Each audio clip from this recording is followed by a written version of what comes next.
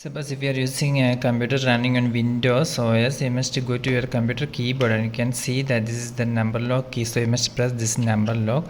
Now we have enabled the number lock. Now you can see an Alt key on the left side of the space bar. You must press this Alt key. Do not remove your finger from this Alt key. At the same time, you must type in this section here. You must type.